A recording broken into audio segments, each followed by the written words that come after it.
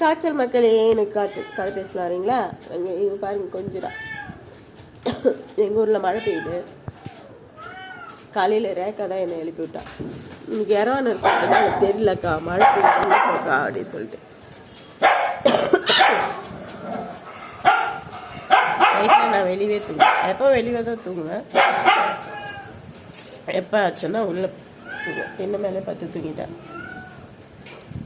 யார் என்ன கதை பேசுறது?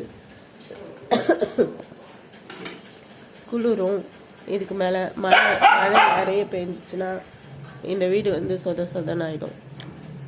வரும், தூரெல்லாம் உள்ள போடும், ஒழுகும். அம்மா கால் கடிக்கிறான். ஏப்பா டே விளையாடுங்கிற பேரில் ஒருத்தி குச்சி கடிக்கிறா என்ன.